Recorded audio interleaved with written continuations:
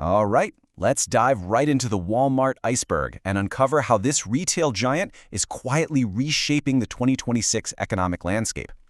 When you walk into a store, you see the massive aisles, you see the low prices. But what you don't see is the incredibly intricate high-tech machinery and digital ecosystems powering those price tags. In this explainer, we're going to pull data directly from recent financial benchmarks, retail analytics, and supply chain reports to figure out exactly how this massive engine actually operates beneath the surface. So, here is our roadmap for today. We're covering winning the retail war, everyday low prices, automating the supply chain, the digital profit engines, and finally, the 2026 efficiency challenge. Let's get right into it. Section 1. Winning the retail war. We're looking at how consumers crowned a very clear winner during the $40 billion back-to-school season. To really grasp Walmart's current dominance, we've got to look back at that massive spending spree. Consumers were being squeezed, really squeezed, by a 9.4% inflation rate on educational supplies. And their deliberate choices during that time exposed a brutal retail battlefield. Target was out there watching their physical store traffic just bleed, taking a negative 3.2% drop in comparable store sales. But Walmart, they absolutely steamrolled expectations. They delivered a staggering 25% global e-commerce growth. Basically, Target got stuck trying to balance value and experience, while Walmart just presented an irresistible value proposition to an inflation-weary consumer. And that brings us to this fantastic quote from an Alvarez and Marsal report that just hits the nail on the head. They noted, "A new trend is emerging. Consumers are moving away from trading down on brands and toward trading down on retailers." The crucial takeaway here is that shoppers across all income brackets, even households pulling in over $100,000 a year, they aren't just swapping out name brands for cheaper generic items on the shelf anymore. Actually, they are actively abandoning traditional grocers entirely and heading straight to low-price leaders. Moving to Section 2, Everyday Low Prices. Let's break down the actual mechanics of surviving on pure volume. Okay, so how do they capture all that volume? It all comes down to the absolute heartbeat of their business model, EDLP and EDLC. That stands for Everyday Low Price and Everyday Low Cost. This whole framework is designed to hook consumers who just want reliable value without the hassle of clipping coupons or waiting around for a big promotional sale. But here's the catch. To offer that everyday low price on the physical shelf, Walmart has to relentlessly drive down their operational expenses behind the scenes. They have to completely cut out supply chain middlemen just to achieve that everyday low cost. And check this out, because this is wild. That low-cost structure leaves them with a razor-thin profit margin of just 2 to 4%. That is literally pennies on the dollar. Unlike luxury retailers that can survive on high margins and low volume, Walmart's entire model only survives by moving absolute mountains of inventory. When your margins are that thin, operational perfection isn't just a nice-to-have goal, it's a structural requirement for survival. Which leads us perfectly into Section 3, Automating the Supply Chain. Here's how robotics and routing are totally replacing traditional warehousing. To manage those mountains of volume without their costs exploding, Walmart relies heavily on a technique called cross-docking. So instead of a traditional setup where products sit in a warehouse gathering dust and costing money, a supplier unloads at the distribution center, the system immediately sorts the items, and boom, those goods are loaded straight onto outbound trucks.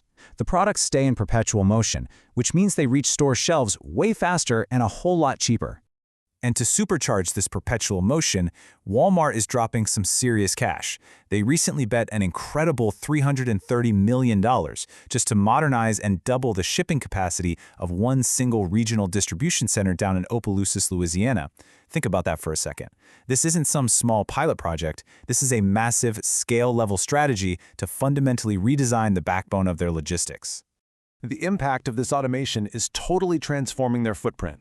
Over 60% of U.S. stores are now accepting freight from automated centers, and half of their e-commerce fulfillment is entirely hands-free. And the result of all this tech? Shipping costs have dropped consistently by about 30%. By bringing in autonomous forklifts and AI-driven workflows, this tech integration translates directly to bottom-line savings. Savings that literally subsidize those everyday low prices we were just talking about. All right, Section 4, the digital profit engines. We are uncovering the hidden, incredibly high margin revenue streams. Now we've reached the very bottom of the iceberg, where the real financial magic happens. Remember that 2 to 4% retail profit margin we talked about earlier? We'll compare that to Walmart Connect, their advertising arm, which boasts a massive 70% plus margin. By allowing brands to pay for premium placement on Walmart.com and on their in-store digital screens, they have built a digital growth engine that generates billions of dollars, and it's doing it at margins that traditional retail could literally only dream of. But it's not just advertising. They've also rapidly expanded their third-party marketplace to over 200,000 active sellers. By opening up their platform to outsiders and charging them commissions and fulfillment fees, Walmart is effectively mutating into a high-margin service and fulfillment ecosystem. They are completely diversifying how the company actually makes its money. Finally, Section 5, the 2026 Efficiency Challenge. Let's look at the friction between rapid scale and sustained profitability. As you can imagine, transitioning into a mature digital marketplace brings a whole new set of headaches for the sellers operating on the platform. Look at this benchmark data from 2025 heading into 2026. Return on ad spend is down 18%, while the cost per click has jumped up by 11%. Average order value is also down 9%. So even though conversion rates ticked up slightly by 1%, what this tells us is that the system is absorbing a lot more ad spend while actual order economics are weakening. Essentially, advertisers paid more money to capture expanding demand, but they took a hit on their returns. So what does this mean for advertisers in 2026? Well, the era of the easy digital land grab is totally over. The name of the game now is ruthless precision. Sellers have to convert that massive scale into sustainable efficiency. They need to tighten up their ad targeting to slow down that cost per click creep and creatively rebuild their average order value, maybe through tactics like product bundling. And finally, they'll need to overweight their investments during Q4 when returns structurally improve. Success in this ecosystem now requires a laser focus on expanding the basket size.